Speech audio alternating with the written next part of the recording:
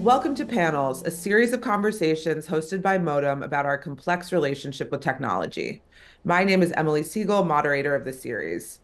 Today, we explore the topic of the ways in which digital technology is reshaping our perception and experiences of space. A few questions.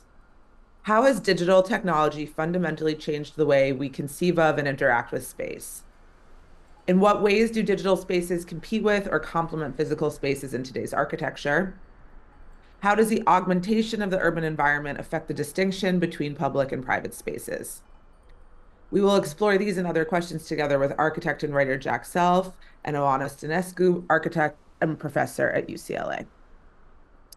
Thank you for joining us today. I wanted to start with sort of roping you guys into a certain reflection on architecture that I've personally been mulling over for some years now, which I don't exactly know how to put a time stamp on it, but I think over the last, let's say, 10 or 15 years, maybe 20, I think that there's been a sort of space creep among architects where the idea that you understand and have a command over physical space kind of gives you license to understand spaces in general, digital spaces, discursive spaces. And it sort of allowed the purview of the architect to expand into other places beyond buildings. I was wondering if what you guys think of that idea, if you think that that's true, not true, the right way of looking at it. And maybe we'll start there and then we'll get into some more nuts and bolts questions about the ways that digital and physical spaces exist today. Can we blame the Matrix for it? I mean, the guy was at the center of it all now. I don't know what year the Matrix came out, just to whether it was. 99, I believe. There you go. Um, I think for me, so architecture is ostensibly the primary spatial practice. And I think that's true. But the way that architecture teaches you about space is often that it's a kind of a vacuum. Like the way that it's taught in architecture schools, the way that you shape space and give it volume is as if it's a vacuum. And just like, we know that interstellar space is filled with tons of types of radiation and particles, and even the space between planets or in our outside our ionosphere is filled with all sorts of complex and rich and exotic material, wavelengths, particles, etc. Space, full stop, is not neutral. It's never a vacuum, and I think the category error of architects thinking that digital space has anything to do with physical space is due to the idea of it being an abstracted vacuum. Whereas in fact, physical space in architecture, as we know from the last couple of years, it's filled with light, it's filled with air movement, it's filled with viral particles, dead skin cells, it's filled with aerosols like perfume and incense. It's filled with so many different entities, and they're all changing all the time. So just because you might have some skill to design physical, let's call it physical space, but certain types of physical space, it really has nothing to do with any other type of definition of space, in my view.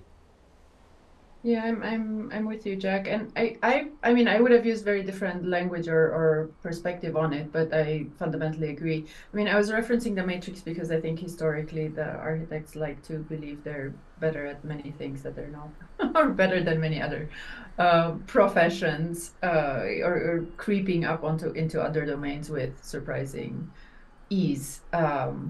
When they're supposed to be maybe, I don't know, it's cliche or outdated, but thinking of it more of a conductor. But I think that sort of creeping into other or dismissing other aspects, I think is historically accurate. But and I agree. I think one thing is too, as architects were trained as generalists, not as specialists. So to me, also the meaning of the word architect comes with so many valences that you can take it so many different directions. And we're kind of okay at many things and not great at a single thing. And so that maybe doubles that insecurity that the profession at times comes with. Maybe if I could just build on that very briefly. In Zoolander, another late 90s film, Fabio, at that time considered the most beautiful man alive, receives an MTV award for the best actor slash model. And he says, thank you for listing the terms that way around, and not in the inverse. So I would like to suggest that, I mean, I don't want this to become like a discussion about architecture. I want to make sure that it's a discussion about spaces of various kinds, which happen to be held by people with backgrounds in architecture. Otherwise, I think if we end up discussing the discipline and discourse of architecture, it's going to be a very, very boring conversation. So what spaces would you like to discuss, Jack?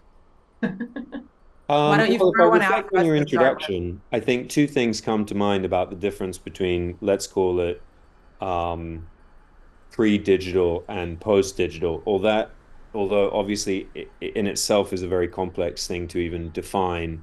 When does technology alter your understanding of space? And one aspect I want to bring in is the role of time, and time being in some ways more important than space. Like, as soon as everyone has wristwatches, I would argue that there's a technology which alters your relationship with space. And at least for me, if I'm thinking about the period that you mentioned, which is, let's say, between the end of the 90s and the present day, there are two really massive changes which I've noticed. The first is the way in which people arrange to meet with each other, and that has to do with the way in which two bodies relate to each other. So before I had a mobile phone, which was, I think, 2002 was my first mobile phone. Before that, you would make an agreement to meet someone in space at a time, and you would wait there for an agreed period of time, and you would have to see if they turned up or not. Whereas now, and in my case, everyone had their own kind of rules. My rule was I would wait for half an hour. A lot of people would only wait for 15 minutes, depending on how busy you were. But since I was a teenager, I didn't have much else to do. But in the case of kind of contemporary ways in which real-time communication changes that, it's I think of it more like kind of binary star systems where you have two suns which are communicating at great distance, and they slowly get into each other's orbit, and they slowly get closer and closer and closer to each other, and then eventually they meet in a time and a place in the city, or they don't. Sometimes the gravitational attraction doesn't quite work out, and you just spin off into other parts of the city. And that's very, very different. And that ties into the second change, which is connected to this, which is when you were waiting for someone and they didn't arrive, it forced you into a state of empathy and compassion, because you had to think like, okay, Emily didn't turn up on time. Like, what could have happened to her specifically? And based on what I know about her as a person, where else might she be? And now you don't have to do that. So this idea of projecting yourself and trying to think like someone else, almost like a kind of detective, in order to kind of project yourself into other people's lives in order to execute your daily business or social life, doesn't exist at all. So yeah, the absence of empathy, I think, or the decline of this form of empathy is to me a concern. Another concern or another observation is just the change in the relationship with time. Oana, what do you think about this link between the technologies of meeting and empathy? Do you see it that way? Yeah, I mean, I was gonna try to maybe look at it also from the positive angle. We used to have with the first cell phone, at least in Romania, you could have the first 3 seconds of any phone call were free. So we would always call for 3 seconds and then try to hang up, and that's how the sort of meeting space was being agreed on. Um, and I'm more of a 15-minute person. After 30 minutes, you get a very different. And I appreciate you saying empathy, because I was going somewhere very different. So I was like, actually, that's a beautiful way of looking at it. But I think what you're saying, Jack, and that I also really agree with, is space becomes secondary, right? Before, space was everything. Where you would meet, that's where you would encounter. There were things were happening. Now space becomes secondary, and it has positive or negatives. In a way, it's secondary in the sense that you kind of bring your own. You're with your friends, you have them within reach, and that's just kind of like the counter side of, yes, of course, how we interact, how we communicate, how we relate to one another is probably way more. I would call it abusive in a way, not even taking into consideration time zones and so on and so forth, right? Like the abundance of shit that creeps into places that it shouldn't. Like there's no barriers, no doors. But in the same time, it does also allow us to take parts of ourselves with us to other places, right? In that sense, kind of bringing your baggage or your friends or so on and so forth wherever you are. And I think there is something there too that, and I mean, I think the other aspect, because it happens also at radically different scales too, and for example at the also back in the day, you said on a space or place, but the weighting was implicit also because it wasn't that clear how you would get somewhere. There was a matter of chance, or of course depending where you would meet, how familiar you are with a city or not, or and sort of the navigation of cities and the understanding of just, I guess, information, the grand scale, the kind of demystifying, for better or worse. And I think that also has some positives and some negatives. The fact that cities aren't necessarily, or strange, or new cities or new spaces are less sort of scary or mysterious because, oh, if only because you're being told how to navigate, or kind of the options become way clearer. I think that's also a component there that's interesting, or that we all sort of take for granted, right? The idea that you would be driving anywhere without Google Maps is sort of a terrifying prospect for me. Yes, I it makes me think agree. of my first year in Berlin where I would draw maps with a pen in my notebook before I went somewhere and hope that I had drawn it correctly, which now seems sort of unbelievably quaint and archaic as a practice and quite makes me nostalgic. And at the same time, I'm pleased that that's not something I need to do in Los Angeles. Jack, you were about to say something and I spoke Yeah, over I was just going to say that this also makes me think about wasted time and missed connections. Mhm. So it used to be the case, for example, that if you took a bus or a metro or subway or tube or something, you had no idea when there would be a connecting bus or a connecting train or exactly what the path was, which led to certain types of infrastructure which have disappeared. I mean, one of these is like the public bench. In the UK, they're every time a public bench on the street, so not within a park, but just on the street. Whenever they fall into disrepair in the UK now, they're removed from the streetscape because they're seen as obsolete. The reason they existed is because you had to wait all the time, and so you carried pocketbooks and you did stuff like that. And this idea of wasted time then, and what you do with that wasted time, and what media are open to you during that time has changed very significantly. But at the risk of I just want to be super clear. I'm neither sentimental nor nostalgic for anything. They're not qualities that I possess, unfortunately, or fortunately, as you prefer. But so I guess maybe if I can flip it round, it's like, I guess my question is from your perspective, Emily, like what's so great about digital space and what do you mean by that? Like why is it necessary to draw a distinction between the two? I'm going to turn that question right on the two of you because I'm not here to champion digital space per se. It's more of a provocation or an invitation to reflect on what we think of when we think of digital and physical space. So I think that's a great way of looking at it. Oana, do you have any thoughts? I mean, I'm kind of somewhat torn about it, because I think part of it, I think as architects, or architects tend to also misinterpret at times what it really means. And as someone with motion sickness, a lot of actual virtual spaces are completely inaccessible to me, just like boats or things like that. No, but I mean, I think it poses an interesting. I think I mean, I really appreciate this question that Jack just asked, which is like, okay, what do we refer to as physical space, as the digital spaces, and why is their balance important? And I think it does offer a lot, like in terms of possibilities. That as someone, I mean, I always tend to tell students that from Romania particularly, that's where I grew up and I studied.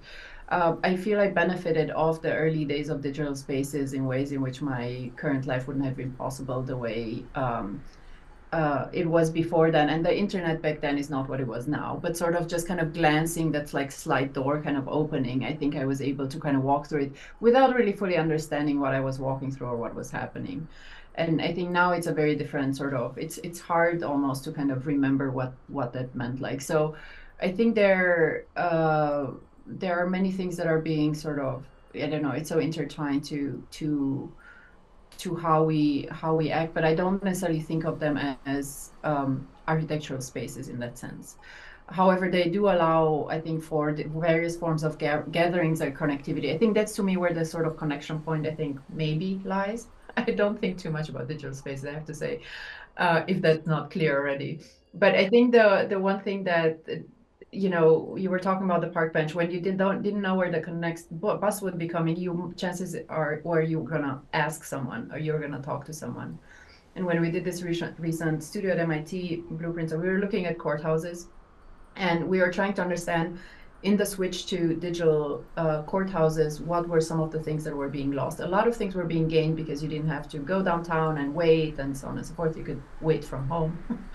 But one of the main things that people said they were missing was the waiting room, because the waiting room is where you would go and ask someone how to fill something up or what you missed or what you didn't understand, and sort of not having the informality of encountering people was something that was being missed. Now, that being said, what I'm trying to say, I think that the digital spaces do also offer an informality of gathering or connecting, which has its positives and its negatives, of course, too. But sorry, that's where my mind was going as we were talking about it.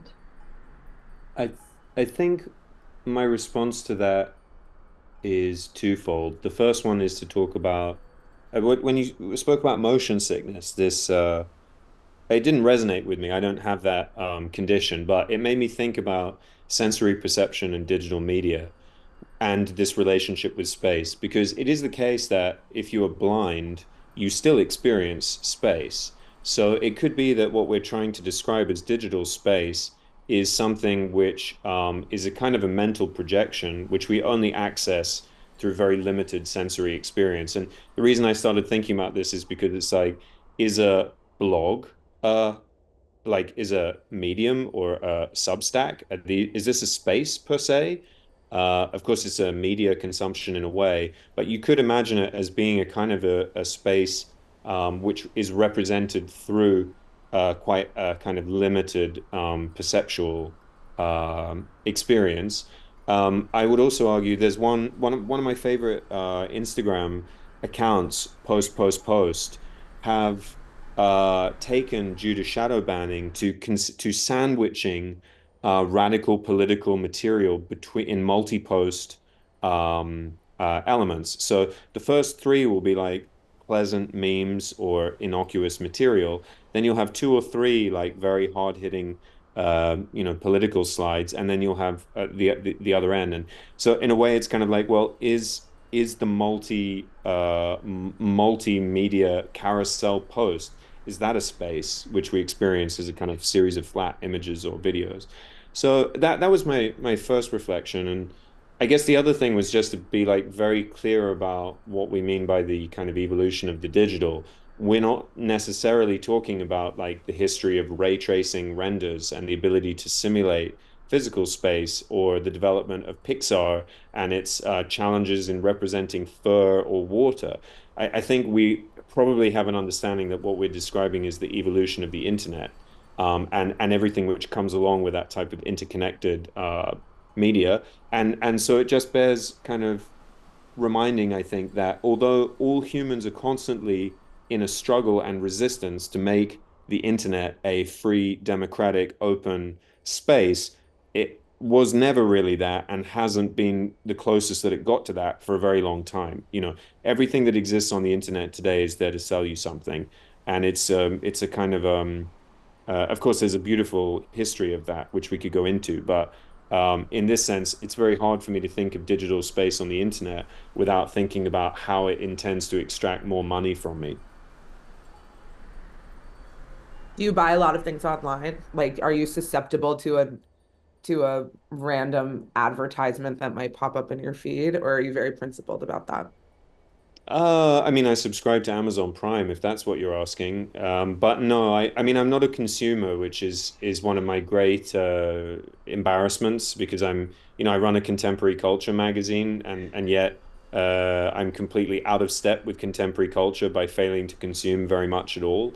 Um, and and I regret, I would love to feel the desire that other people do. I would love to feel the type of entertainment that other people do. My friends, for example, often shop online, add things to basket, and never check out because the endorphin rush that they get from adding to basket is enough. They don't need to complete the purchase. And that means that shopping becomes a kind of entertainment, in a way that perhaps walking down Rue Rivoli or, some other sort of expensive Window shopping shopping. or, Rodeo Drive or something like this, it becomes a kind of, yeah, window shopping. But no, I don't consume a lot online, but I'm also aware that I am the product. I engage with social media quite a lot, and that means that I'm giving, I assume the data that I'm generating is hugely valuable. I mean, Must I be. think it's very important. Uh, And Oana, you have some boundaries around social media and how you interact online, if I remember correctly. Yeah, I don't have any of it anymore, which I think I don't miss at all, I have to say. I think that's been, well, it would have been useful by all means. It's been so nice not to have that as part of my life. And I don't have any like secret stalking accounts either. So I'm kind of not just saying it, I'm kind of going by it. But I do that very kind of rustical thing almost where twice a year, if I want to see something, I'll go and just like type it in the browser without an account and try to find it away that way. But it's been nice, and it's not really even been a question for me to ever go back from that perspective. But again, in the same time, like for me, I've had a very nomadic life, and so I'm very dependent in a way on these various forms of communication somehow, because I think the notion of home maybe, or of the notion of space, to me it's very it's constantly changing and in flux. And so the ties, let's say, with people in various places, they still feel very intimate and are very important to that. So I think when I think of space, I'm thinking more about those kind of spaces and what that really really affords, including places like Reddit and so on and so forth. But of course, there's many different directions that one can take it to. Just one thing I was thinking about earlier, as I was trying to just think of the prompt and everything, was I think one aspect that I don't know if it's being talked about much, but it has been on my mind a lot, has been how the interactions through phones and screens and so on and so forth with the rest of the world also changed our relationship with material. And particularly, I was thinking in Saving Beauty, what's his name, Bio Chang Han, talks about the smoothness and the fetish with the smoothness, and how smooth the smooth is. It's the iPhone screen. It's everything wants to be smooth glass. It's a lack of friction. It's the desire to be like the kind of reflection of a society of positivity. But the reason I wasn't trying to go on some intellectual rant here. I think to me it reflects a lot in many conversations that we're having in projects, where there is the desire to kind of make something that it doesn't age in any way whatsoever, and that you can beat up no matter what, and that has no sort of yeah, I guess friction, or doesn't really age in any way whatsoever. And I feel there's a lot of pressure, or a lot of desire towards that, towards thinking of materials or surfaces. This is sort of weird thing, ultimately desiring sort of, I guess, an image more so than the real thing, and sort of this constant conversation of why uh, how not to surround yourself with artificiality, and the sort of the many prices that are being paid for artificial, let's say, materials versus natural ones, and so on and so forth. There's many directions where this is spinning into, but I think there's something there that I find quite compelling, and that I find in my professional world materializing itself, and kind of also through the regurgitation of images, this endless sort of stream of images too, and that I keep coming back to quite a lot. That yeah, I How don't do Yeah. you know. handle that in a professional? Sorry, go ahead. How do you handle that in a professional setting, this desire for so much smoothness and agelessness. Do you I mean, push back? we're subjected to the same pressures, right? uh, in some places of the world, maybe more than others, but it's the same with the images that we see of ourselves. There is this pressure to not age, just the same demands that we have of our environments. I mean, for me, it's not really a question in the sense of in a professional setting. You know, you're there for a reason. But I think it happens at an industry level rather it's rather extreme, and so yeah, I mean, to me the beauty of working with people who come from different perspective or backgrounds, right? Like there's an entire conversation and process there, and sort of you have to argue for certain things, but you also have to experience and sort of yeah, and I think that's one of the aspects that I like about in what I do. You mentioned two things there. One, which is, I guess you could call the kind of perfection of materials or perfect materials, and the other was about kind of the endless stream of images. On materials, I guess probably our first experience. Well, the first thing I want to say is I'm aware of the fact that we're all probably millennials in this call, and that I don't necessarily see the same desire for smooth or perfect materials in younger people or older generations that I do within this sort of millennial cohort. And I suspect it has something to do with our relationship with early gaming engines and the consequence of that. Like your very first mobile phone may have been a Nokia in which you could take off the shell and replace it with another skin. And this led to a very, or like customization of MySpace or something like this, which means we were very aware from an early stage that the internet was a kind of framework, or the digital, even all of its technologies. There was a framework of technology around which an aesthetic lens could be added. And that's true in 3D modeling programs where everything is by default like kind of gray clay onto which it can become fire, marble, stone, water, wood, skin, whatever, right? So in this sense, you start to view the real world as being somehow made up out of like a uniform material, which has just surface qualities applied to it. And that level of abstraction is has many issues also for our own subjectivity.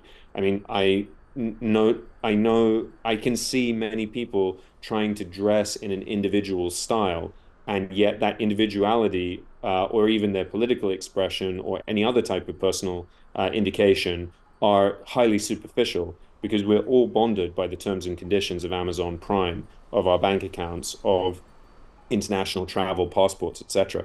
So there's a kind of like a universal subjectivity today, which I think often gets smoothed over by this idea of, let's say, a perfect image, whether it's a marble kitchen top or whether it's like, wearing a Ramones t-shirt. But anyway, I divert because the second point, sorry for going on so long. The second point I wanted to make was around this kind of stream of endless imagery.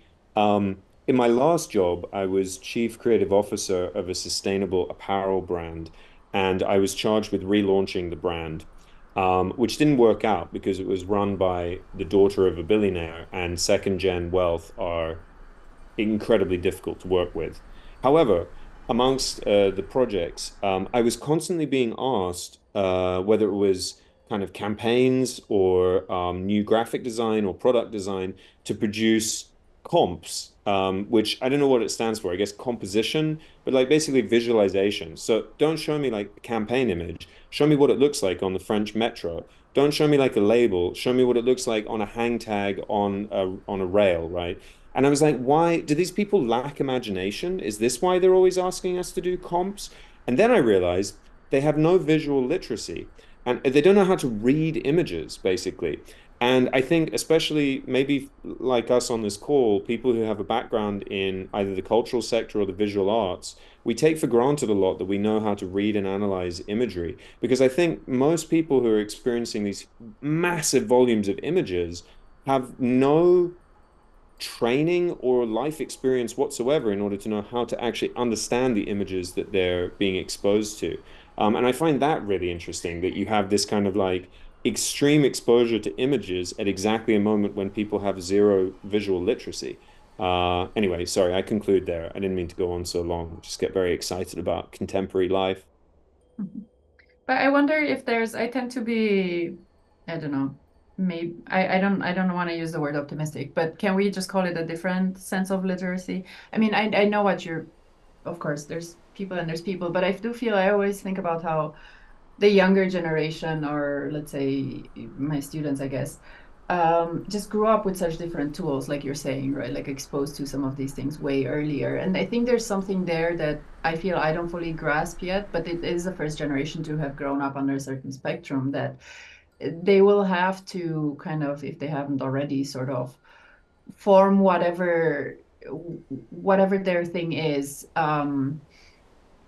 That comes from that, and that will, I think, always feel foreign to all the previous or the older generations, because it's just such a completely different things. And of course we can look at it like a lot is being lost in it of 100%, but I wonder what's being gained in this process. I mean, I'm not sure with regards to the, let's say, reading of images and so on and so forth, but I was wondering, Jack, in the with regards to, let's say, the smoothness and the fetishization of perfection from faces to materials. How much do you think does it have to do also with the fact that so much of the world, so much of our time is being spent on these screens that on with this kind of glass that barely scratches, which is a technological feat, but a lot of the world that we perceive and images and mediums, so on and so forth, are actually having to do with a very physical interaction that almost proves to us that it could be this way. Therefore, why do I don't know, why do the shoes, why does the door scratch? Why do these other things sort of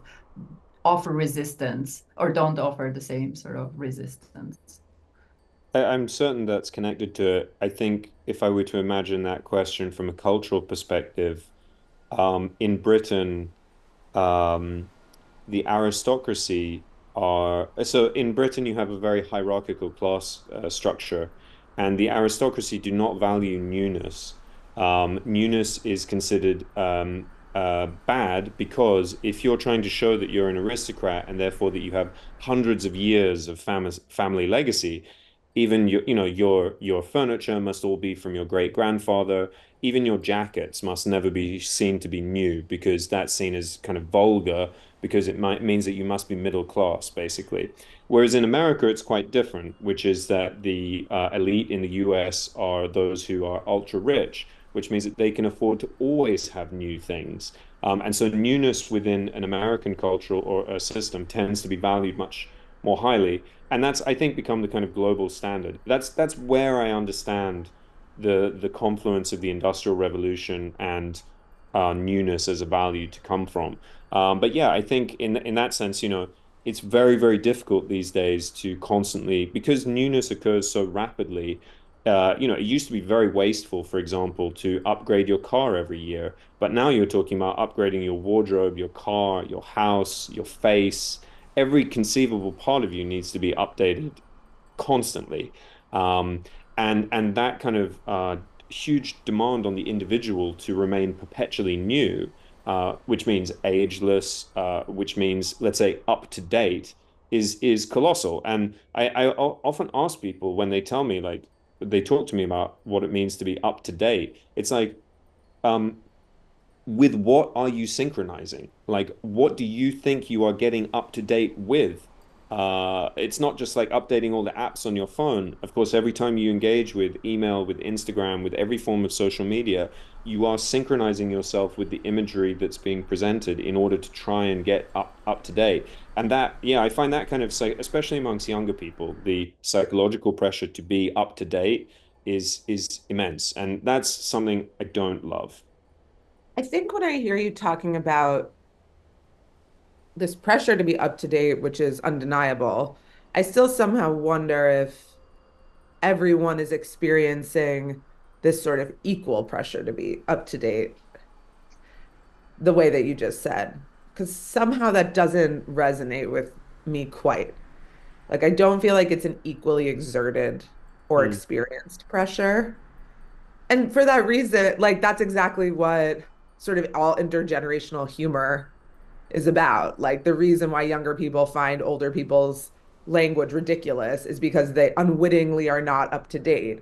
And then also, of course, a much older person who has absolutely flawless slang of a much younger person is like quite suspicious as well.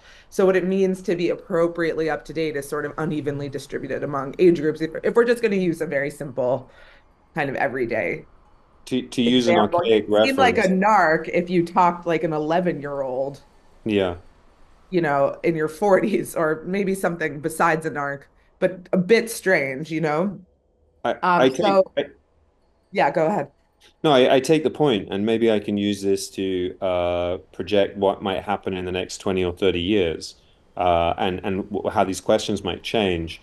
I guess, to use an archaic media reference, there's Grandpa Simpson says, I used to be with it, and then they changed what it was, which is absolutely true. But I also think it's a question of kind of culture is often a question of action and reaction.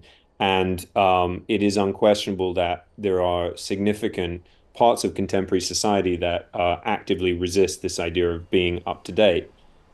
However, I wouldn't necessarily interpret a lot of that resistance as being connected to um, the kind of digital paradigm that we were talking about a moment ago, which I guess the forefront for which would be something like the Kardashians. I basically believe everything now is connected to climate crisis and has been since 2018, which was when climate crisis in the modern sense was invented. I don't have time to get into that right now, but that's my assertion. Um, and so, of course, you see like the rise of circularity, the rise of the value of the second hand, the secondary market, the prolongation of the lifespan of goods, upcycling and recycling becoming increasingly culturally valuable. The main shift there, I would say, culturally, and it's being led by fashion, probably led by people like Virgil in the mid 2010s, was a shift away from the value of newness to the value of relevance, which it means the right thing appearing at the right time. So it's no longer necessary to design something new per se. It's more important that you have the right cultural codes around the object that you bring into a new context. And that has a lot to do with, I would say, an underlying awareness of the fact that we are reaching the material limits of the current paradigm. But I'm also not like negative about that. Like, of course, it's extremely terrifying what's going to happen in the next couple of decades as we rush towards dramatic ecological collapse. However, I don't think it poses an existential crisis for our species on the whole, although I don't look forward to a society dominated by second gen wealth. I mean, that's not going to be great. Mostly white and kind of anyway, whatever. Um, but at the same time, I think a lot of the anxieties that we feel at the moment around the end of the world are true, but worlds have ended before, and it doesn't mean the end of our species. And there's not a massive amount about this world that I particularly love. So I rather welcome the end of this world. And I hope that the transition to a new and better world won't be too long or too violent. Oana, how This do you sounds feel like the about end that? of How the do you feel about the end conversation. of the world? I think that's a perfect way for us to wrap up this conversation.